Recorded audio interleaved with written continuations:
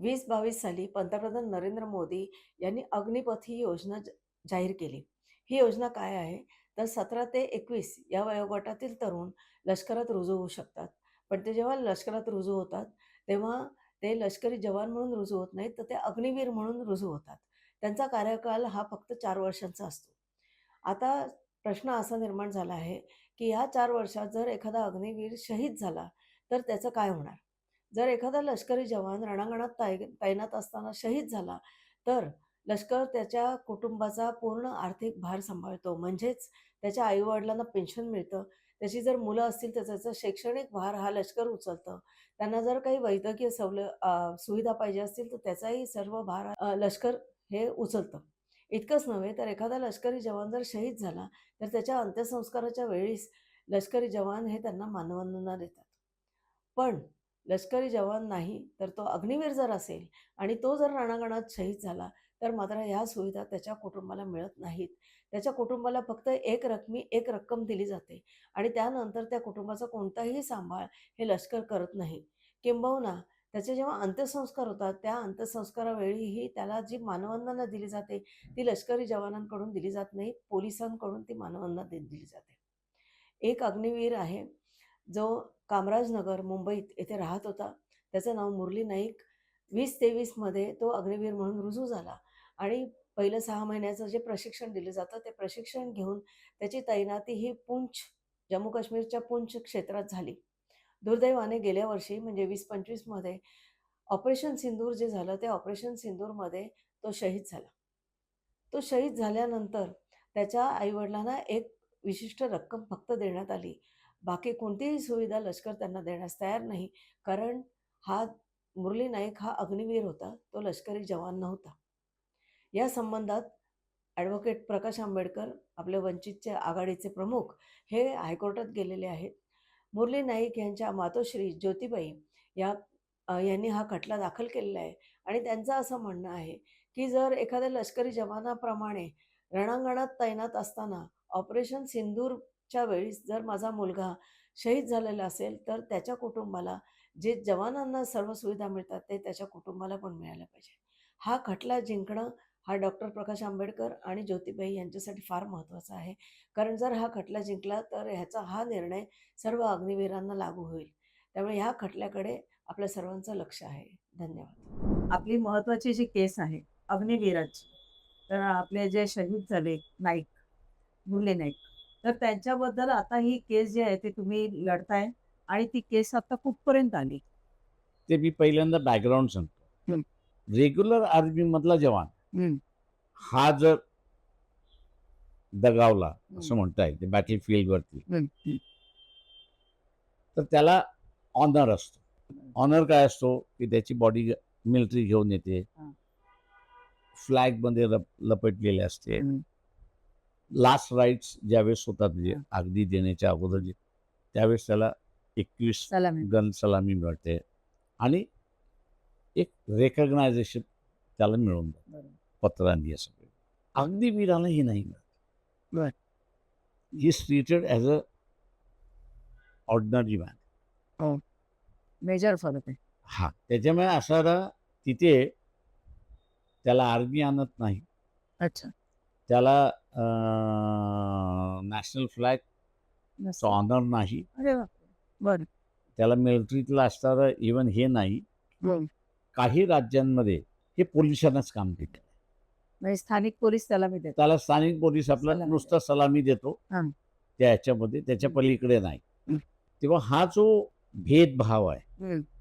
हं. सोल्जरला एका वेगळ्या म्हणजे बरं. बॅटल फील्डवरती वारल्यानंतर त्याचा सन्मान केला जातो. त्याचा सन्मान केला जातो आणि हा केल्यानंतर याचा सन्मान होत नाही. होत नाही.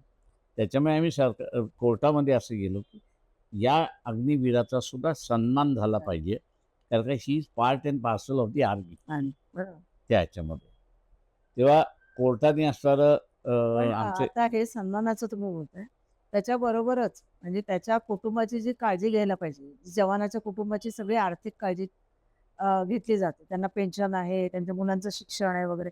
तर हे पण अग्निवीराला लागू होत नाही ना? हे अग्निवीर लागू होतं. नाही, नाही.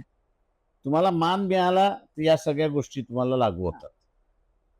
बरोबर. तुम्हाला मान मिळाला नाही हां. तर या सगळ्या गोष्टी तुम्हाला लागू लागू होत होत नाही. नाही. त्याच्यामुळे आम्ही असं आता म्हणतोय की ह्याला मान मिळाला हं.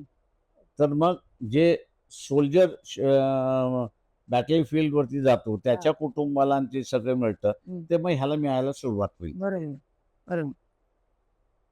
त्याच्यामुळे असणारं हे जे डिफरन्शिएट झालेलं आहे हं, हं.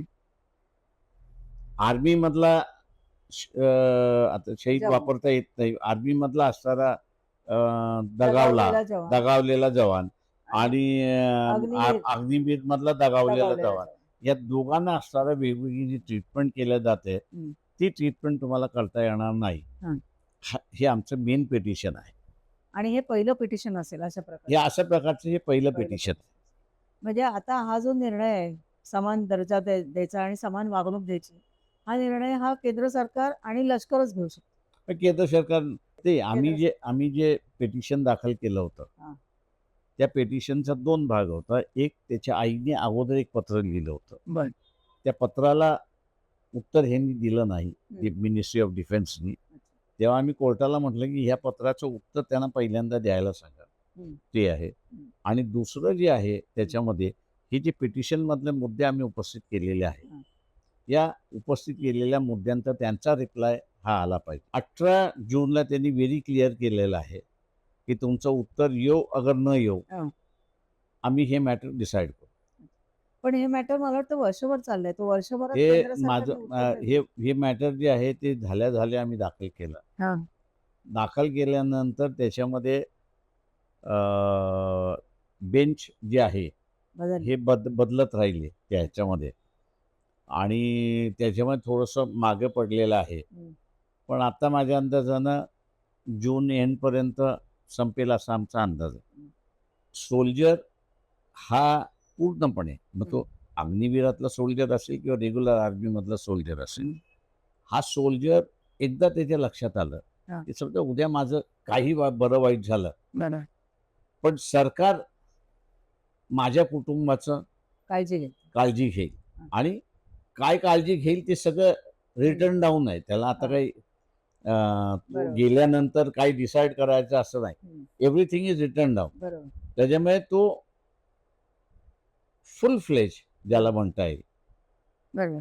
सगळं शक्ती झोकून त्याचं तो काय देशाला वाचवण्याच्या प्रयत्नामध्ये तो राहतो बरोबर. त्या ह्याच्यामध्ये. तुम्ही आता सोल्जरमध्ये जर फरक करणार असाल, राइट. तर रेग्युलर आर्मीवाले असे म्हणायला लागलेले आहेत, हां. तिचं कधी काढतील? बरोबर. आणि ही भीती सोल्जरच्या मनामध्ये येणं हं. हे माझ्या दृष्टीने असणारं अत्यंत घातक आहे. हो, धोका आहे. येस. कारण का तो लढण्यापेक्षा हं. माझी गरज कुटुंबाला आहे. हो. बरोबर.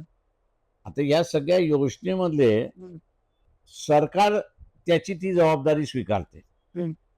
त्याच्यामुळे तो भिन्न आहे. बरोबर. पण अग्निवीराची जबाबदारी स्वीकारत नाही. अग्निवीराची जबाबदारी त्यामुळे नाही. अग्निवीर कायम अस्वस्थ. ते अग्निवीर कायम अस्वस्थ हे जसं आहे, हं. तसं रेग्युलर आर्मीवाला सुद्धा म्हणतो ना, हां. की उद्या माझंही असं झालं आणि सरकारने विड्रॉ केलं तर हां. मी काय करणार? हो, बरोबर आहे. खरं. त्यामुळे महत्त्वाचं. त्याच्यामुळे क्वेश्चन ऑफ डाऊट हा जो आहे हं. तो पूर्णपणे निघाला पाहिजे ही आम्ही पाहतोय तिथे. हो. मग आता 19 जूनला काय होईल असं अपेक्षा काय? आमची प्रेयर जी आहे ती मेन प्रेयर त्या ह्याच्यामध्ये की त्याचा ऑनर, आनंद. सोल्जरचा जो ऑनर आहे हं. तोही सोल्जर आहे. तुम्ही फक्त अग्निवीर मधला हा सोल्जर आहे आणि हां. रेग्युलर आर्मी मधला आहे, ते जे डिस्टिंक्शन केलेलं आहे ते हे करू चुकीचं आहे. त्याच्यामुळे त्याला ऑनर देण्यात यावं आणि हं. ऑनर दिल्यानंतर ऑनरच्या बरोबर जे काही बेनिफिट्स येतात त्या सगळ्या बेनिफिट्स त्यांना देण्यात यावं. मला वाटतं हे तुम्ही जो हा खटला लढताय, मला वाटतं हा खूप महत्त्वाचा खटला आहे.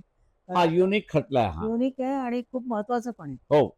तर तुम्हाला यश येवो आणि अग्निवीरांना न्याय मिळो, त्यांच्या कुटुंबांना एक समाधान मिळो, की बाबा माझा मुलगा तिकडे आहे, तर त्याचीही काळजी घे, केंद्र सरकार घेईल व्यवस्थित आणि कुटुंबाचीही काळजी घेईल. ते आम्ही ज्यावेळेस दाखल केलं आणि पहिल्यांदा बातमी आली हां.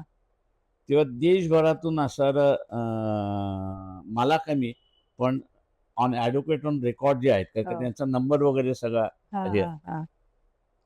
देशभरातून रेग्युलर आर्मी हा यांनी अगोदर चौकशी केली. बापरे अच्छा हा अग्निवीर मधले हा. असणाऱ्या यांनी चौकशी केली, केलीच. पण म्हणजे रेग्युलर regular आर्मी जवान आणि जे उच्च पदावरती सुद्धा जे रिटायर्ड झालेले आज आहे हा त्यांचेही फोन आले की ते म्हटले तुम्हाला काहीही मदत लागली तर आपण सांगा, अरे वा याच्यामध्ये पण तुम्ही मागा हटवू नका.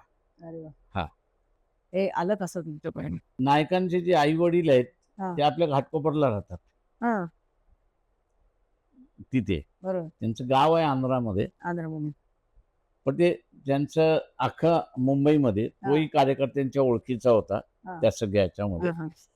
आणि ज्यावेळेस त्यांच्या लक्षात आलं की ह्याला काहीच मिळालं नाही काहीच. तेव्हा ते सगळे कार्यकर्ते माझ्याकडे आले. ते कामराजनगरला राहतात म्हणा. हा कामराजनगर, घाटकोपर कामराजनगर, रमाईनगरच्या पाठीमागे जे पण कामराजनगर आहे. आधी म्हणजे त्यांनी त्यांच्या पर्सनल लेवलवर पत्र लिहून तुम्ही म्हणाला तसं प्रयत्न केले पण काहीच त्यांना हे नाही मिळालं. हा त्यांना काहीच हे नाही, मग ते माझ्याकडे आले. मग मी सगळं ते बघितलं सगळं ह्याच्यामध्ये.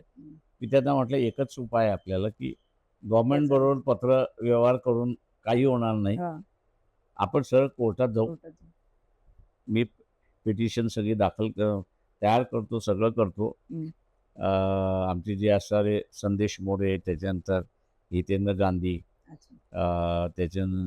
त्याच्यानंतर असं रसवाडीकर म्हणून आहेत, असे जे आहेत सगळे, हम्म.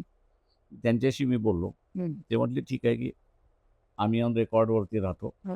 आणि आपण दाखल करू त्या सगळ्या ह्याच्यामध्ये. तेव्हा ती केसची जबाबदारी जी आहे हम्म. सगळी ती या सगळ्या ह्यांनी घेतली. पण मेन तुमचं मार्गदर्शन सर्वात महत्त्वाचं आहे. लढवणार मीच आहे नाही कारण हे त्याच्यामध्ये. इथे जाऊन लढावं किंवा हा. हे जे असतं ना तुझं पाठिंबा दिला तुम्ही त्यांना हा, हा, आणि हा. माझ्यासाठी महत्वाचं आहे कारण हा जर निर्णय झाला तर सगळ्या अग्निवीरांसाठी खूप हो चांगलं हो होतं. हो आणि तुम्ही म्हणाला तसं जवानांसाठी जवानांसाठी त्यांना पण खूप चांगलं होतं. ते सॅटिस्फाय होऊन जातील हो. की आता ह्याच्यामध्ये बदल सरकार करू शकत नाही, का कोर्टाने शिक्का मारलेला.